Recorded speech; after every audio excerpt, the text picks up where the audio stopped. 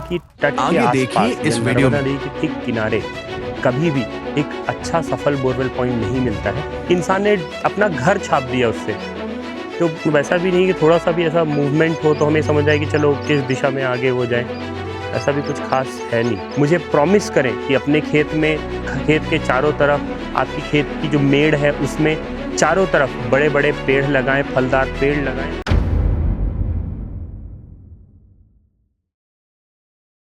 Welcome to अमृतास भूजल सर्वेक्षण। मैं हूं आपका होस्ट अमित मिश्रा। आज हम आए हैं नर्मदापुरम के पास में। ये एक वेयर हाउस है जहां पर पानी की जांच करनी है। एक बहुत अच्छी चीज़ ये है कि पास में ही नर्मदा नदी बहती है यहाँ से। मैंने नर्मदा नदी का नर्मदा के आसपास जो पानी का जांच का मेरा एक्सपीरियंस रहा है, मैं करीबन अमरकंटक से लेकर और यहाँ मांडू, महेश्वर, इधर तक पानी की जाँच की है मैंने अंत तक। और मांडू महेश्वर में तो मेरा ऐसा सौभाग्य रहा है कि नर्मदा नदी के तट से लगा हुआ कॉलोनी भी मैंने जांचा है। मैंने एक्सपीरियंस किया है कि तट के आसपास या नर्मदा नदी के ठीक किनारे कभी भी एक अच्छा सफल बोरवेल पॉइंट नहीं मिलता है, लेकिन वहीं से थोड़ा दूर हम चले जाएं, ऐसा ये मेरा एक्सपीरियंस है। मैं ये नहीं बोल रहा हूँ कि ऐसा होता ही है, मैं मेरा एक्सपीरियंस शेयर करता हूँ। आप कमेंट करके अपने एक्सपीरियंस बताइएगा कि आपको क्या समझ में आता है। तो नर्मदा नदी के ठीक किनारे तो आपको पानी नहीं मिलेगा, लेकिन जैसी नर्मदा नदी से आप 2, 4, 5 किलोमीटर दूर चले जाएंगे तो आसपास में 100 फीट के अंदर अंदर आपको एक बेहतरीन पानी का सोर्स मिलता है। ये मेरा एक्सपीरियंस रहा है। नेचर भी यही कहता है, साइंस भी ऐसा ही कहती है कि जब नदी आसपास होती है तो पत्थरों के अंदर रिसाव बढ़ जाता है। कहीं ना कहीं जो पानी वाले जो पत्थर हैं, 2 पत्थरों के बीच का गैप है, वो वहीं से पानी पीता है, नदियों से ही पानी पीता है, तब जाकर बोरिंग वहाँ पे सफल चलते हैं। इसीलिए हम बार बार आप सभी को समझाते हैं कि जब भी आप बोरिंग करवाएं तो बोरिंग को रिचार्ज करें बरसात के समय, क्योंकि बोरिंग को भी पीने के लिए पानी चाहिए। जब आप बोरिंग के अंदर पानी डालेंगे तो कहीं जाकर आपका जो बोरिंग है वो सालों साल चलता रहेगा। हर साल नए बोरवेल करने की ज़रूरत नहीं पड़ेगी। समझदारी का परिचय दें, ध्यान रखें, बोरवेल करवाने जैसा हर साल नया खर्च करने की जगह एक बोरवेल कराएं, सटीक बोरवेल कराएं जांच के बाद, और जब वो बोरवेल वहाँ पर खुद जाए, पानी अच्छा निकल जाए तो उस जगह पर बोरवेल रिचार्जिंग ज़रूर कराएं। बहुत महत्वपूर्ण प्रतिक्रिया है ये। यही एक प्रतिक्रिया है जिसके माध्यम से हम एक बोरवेल को सालों साल यूज़ कर सकते हैं। तो मेरा एक्सपीरियंस ये रहा नर्मदा के किनारे। आपका क्या एक्सपीरियंस है, कमेंट करके ज़रूर बताइएगा। धन्यवाद। तो चलिए हमारी आज की ये फील्ड शुरू करते हैं। हम देखते हैं हमारा इस बेल्ट में क्या एक्सपीरियंस रहता है। अभी हमारी क्लाइंट से वार्तालाप हुई। यहाँ प्रियजय दुबे जी हैं, जिनका ये एरिया है, जिनका ये स्टोरेज हाउस है, वेयर हाउस है, जहाँ पर हम काम करने आए हैं। प्रियजय जी से हम मेरी लगभग करीबन 2 महीने से बात चल रही थी और अब जाकर उनका अपॉइंटमेंट फ़िक्स हुआ। तो कल उन्होंने बताया कि यहाँ सलकनपुर के आसपास हमें, मतलब सलकनपुर जो माता जी हैं, यहाँ पर उन्हें मंदिर के दर्शन कराए और अब हम उनके खेत के लिए आ गए हैं जांच करने के लिए। तो such a nice human he is, बहुत अच्छे इंसान हैं, सारी अच्छी सलाह दी, आसपास में मंदिर घुमाया। अब आगे की तरफ बढ़ते हैं, फील्ड की तरफ देखते हैं।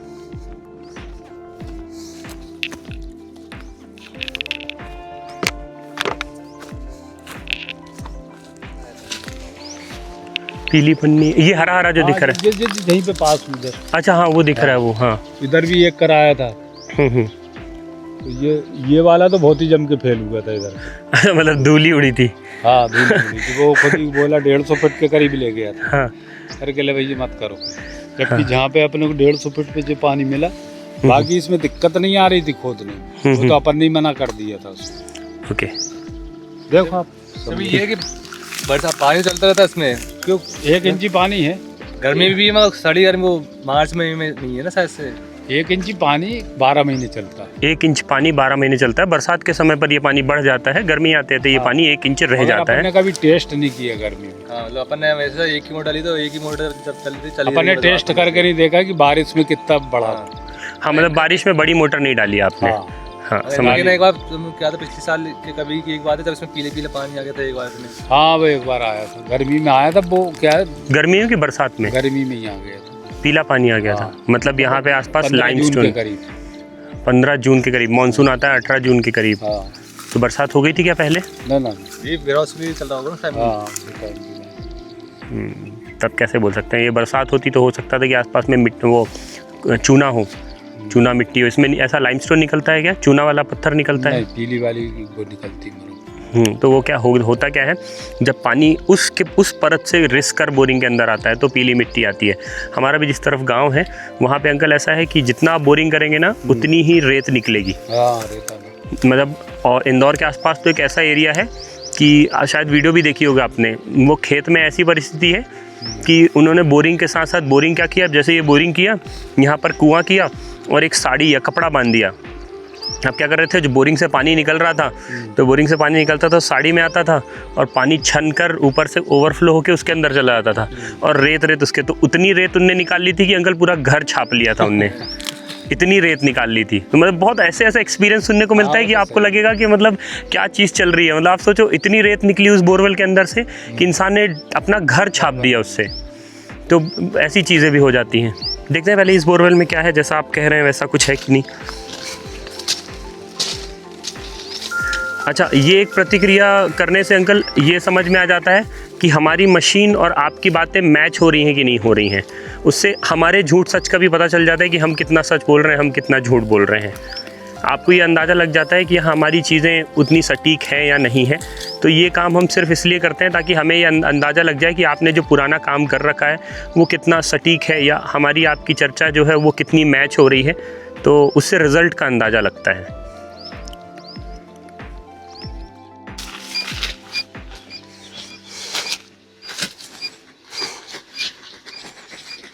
50-55 से 60 फीट का पानी है अंकल ये।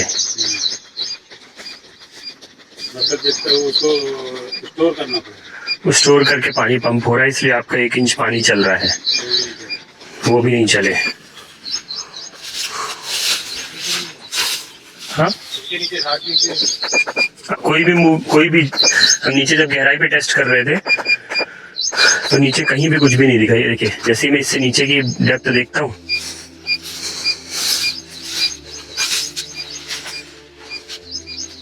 वैसा भी नहीं कि थोड़ा सा भी ऐसा मूवमेंट हो तो हमें समझ आए कि चलो किस दिशा में आगे हो जाए, ऐसा भी कुछ खास है नहीं।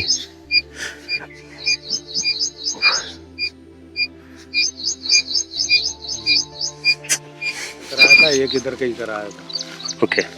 और एक वो लास्ट में कराया था उधर। अच्छा, ये भी सब नारियल वालों ने ही दिया था? हाँ, सब। अच्छा, पूरा सिस्टम वही। एक क्या होता है अंकल, यहाँ पैटर्न फॉलो करते हैं नारियल वाले। कैसा पैटर्न? स्ट्रेट पैटर्न फॉलो करते हैं। हाँ। या तो अगर एक बोरवेल यहाँ आपने कराया वो सफल हो गया, हाँ। तो वो लोग क्या करते हैं, यहाँ यहाँ यहाँ ऐसे करके ना पूरा ऐसा स्ट्रेट लाइन में यहाँ पर सबरे। नहीं, हमारा जो सबसे आखिरी में सबसे लास्ट हमारा यही है। नहीं, मैं वही बोल रहा हूँ, पैटर्न फॉलो करते हैं ये लोग। ऐसा पैटर्न नहीं होता है, आप देखोगे ना कहीं भी, मतलब अब हमारा जो है ना, हाँ हाँ, हम समझ रहे हैं कि जो पीछे जो पेड़ दिख रहा है ना, हाँ, वो बाउंड्री को ऐसा ले अपन। अंकल आप सही ही कह रहे हैं। मतलब अब अगर आप, ये हमारी सोच है, आपकी सोच है। अच्छा, मेरी भी सोच अब यही कह रही थी। जैसे ही आपने कहा ना उस दिशा में, तो मैं शुरुआत तो यहीं से करता, लेकिन मैं पानी का पॉइंट अगर लूँगा तो मैं कहीं ना कहीं उसी दिशा में लास्ट में लूँगा। मतलब वो एक ऐसा है कि डिप एंगल है, जब पानी आपका बरसात की तरफ आता है तो वो उस तरफ ही फ्लो होकर जाता है। वहाँ पे थोड़ा सा झील टाइप जो दिख रहा है ना, हाँ हाँ, तो वो झील में थोड़ा सा पानी रुकता है, रुकता है। हाँ, अब क्या होता है, साइंस यही कहती है अंकल कि जहाँ भी पानी रुक जाता है वहाँ जाकर पानी हमेशा मिलता रहता है। वैसे तो होने को ये देखो, ये नहर की नाली निकली 4-6 महीने जब कंटिन्यू चलती रहती, उसके बाद भी मगर अपन ने देखा कि पानी नहीं है। ये पानी चलता रहता है इधर नहर में। जी जी, मगर उसके बावजूद उधर आपको सामने एक पेड़ दिख रहा, पहला दूसरा उसके पीछे साइड है ना, चलो आप उधर नदी वो है, नहर बड़ी नहर है। तो नदी क्या है? नदी नहीं ना, वो तो नाला नदी नदी। ठीक है, समझ गए। तो मतलब अब हम यहाँ से शुरुआत करते हैं, ऐसे टेस्ट करते हुए हम लोग उधर से उस हमने आसपास के एरिया में रेकी की है और रेकी करने के बाद हमें ये समझ में आया कि यहाँ आसपास में जांच करने के बाद में जो भी पानी यहाँ मिल रहा है, लोगों का कहना ये है कि यहाँ पे पानी जो सॉफ्ट सॉइल है, जहाँ तक केसिंग जाती है वही पानी है। उसके बाद जैसे ही चट्टान लगती है, मतलब हार्ड स्ट्रेटा लगती है, उस समय पर यहाँ पानी नहीं रहता है। लोगों का कहना ये है कि जैसे ही सॉफ्ट सॉइल के बाद में हार्ड पत्थर में ड्रिलिंग होती है तो जो ऊपर वाला पानी है वो भी गायब हो जाता है। तो लोग क्या करते हैं, यहाँ पे सॉफ्ट स्ट्रेटा में जितनी बोरिंग है उतनी केसिंग डालते हैं, उसके अंदर कट लगाते हैं और जितना भी पानी मिलता है उस पानी को पंप करते हैं। मैं यही कोई एक सिचुएशन की बात कर रहा था कि नर्मदा के आसपास में जो पानी है वहाँ पे ऐसा ही कुछ पानी मिलता है। रही बात इसकी कि हमें किन चीज़ों का ध्यान रखना है, तो हमें इस चीज़ का ध्यान रखना है कि अगर बहुत हमें डीप ड्रिलिंग नहीं करनी है, हमें ये समझना है कि इस एरिया में जो भी पानी मिल रहा है वो नर्मदा के कारण ही मिल रहा है, और नर्मदा के कारण जो भी पानी चल रहा है वो करीब 50-60 फीट 100 फीट मैक्सिमम है। यहाँ पे लोग 100 फीट से ज़्यादा इस एरिया में ड्रिल भी नहीं कराते, क्योंकि उसके कारण पानी यहाँ पे ठीक ठाक सिचुएशन में मिल जाता है। अभी हमें जो भी पानी टेस्ट करना है वो 50 फीट 60 फीट 70 फीट 100 फीट इससे ऊपर की गहराई का पानी नहीं चाहिए, क्योंकि यहाँ आसपास में एक डर भी है कि नीचे का पानी यहाँ पर चलता नहीं है। तो हम इस चीज़ का ध्यान रखेंगे। सिर्फ यही एक विशेष कारण है कि आने के बाद में आपके प्लॉट के आसपास के एरिया में भी हम रेकी करते हैं। इसके बाद बोरवेल को हम लोग टेस्ट करना बोरवेल के लिए चालू करते हैं। तो बने रहें, फील्ड कंटिन्यू करते हैं। काफ़ी धूप है, गर्मी एकदम पीक पे है, तो मेरा बस आपसे एक यही सलाह है कि आप लोग छोटे छोटे तालाब बनाएं अपने खेत के, जो जैसा आप खेत रहे तो खेत के आसपास आप लोग हर कोने में एक बड़ा पेड़ लगाने की कोशिश करें, फलदार पेड़ लगाने की कोशिश करें।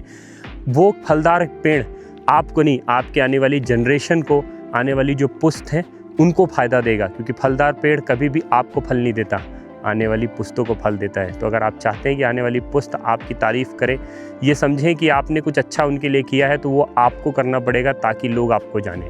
अब लोग क्या, परिवार ही अगर आपका अच्छे से आपको समझ जाए तो दूसरों की तो बात ही हम नहीं करते हैं। तो एटलीस्ट हम किसी और के लिए नहीं, अपने परिवार के लिए, अपने आने वाली जनरेशन के लिए इतना तो कर सकते हैं कि आप कसम खाएं मेरे साथ, आज आप प्रॉमिस करें, मुझे प्रॉमिस करें कि अपने खेत में, खेत के चारों तरफ, आपकी खेत की जो मेड़ है उसमें चारों तरफ बड़े बड़े पेड़ लगाएं, फलदार पेड़ लगाएं और उनकी सेवा करें। वो भविष्य के लिए आप तैयार करें। आज भी आप, अगर वो पेड़ बड़ा हो जाएगा तो आपको छांव देगा, भविष्य में वो पेड़ फल देगा, तो फसल के साथ आपको फल भी खाने के लिए मिलेंगे। तो ध्यान रखें, फलदार पेड़ लगाएं, छांव मिलेगा आपको आसपास में। तालाब बनाएं, तालाब से पानी को स्टोर करें। तालाब बनाने का कारण सिर्फ एक है, जब पानी स्टोर होगा तब वहाँ साइकिल बनेगी, तब वहाँ पर पानी धीरे धीरे रिस के कुएँ और बोरवेल के अंदर आना चालू होगा। जब तक आप रिसाव का सोर्स नहीं बनाएंगे तब तक पानी आपको कभी भी नहीं मिलेगा। मेरे साथ आप लोग, मैं बार बार हमेशा सबको समझाता हूँ, रिक्वेस्ट करता हूँ, हाथ जोड़ता हूँ, सर इस चीज़ को जितना जल्दी हम समझेंगे उतना ही हमारे लिए अच्छा होगा। आपको अगर पानी अच्छा लगातार चाहिए तो आपको छोटे छोटे तालाब बनाने पड़ेंगे, फलदार पेड़ लगाने पड़ेंगे, आसपास की मिट्टी को मजबूत करना पड़ेगा ताकि उस पानी को रोक पाएँ। पहले के ज़माने में सर तालाब के किनारे पेड़ लगाए जाते थे ताकि वो मिट्टी टाइट बंधी रहे। पहले के ज़माने में पन्नियाँ नहीं मिलती थी। तो हर चीज़ के पीछे एक साइंस है। पुराने लोग इतने भी ख़राब नहीं थे जितना हमने आज बना दिया है। तो समझें, तालाब बनाएं, पेड़ पौधे लगाएं, ताकि हमारी जो जनरेशन है, आने वाली जनरेशन, वो हमें गालियाँ ना दे सर।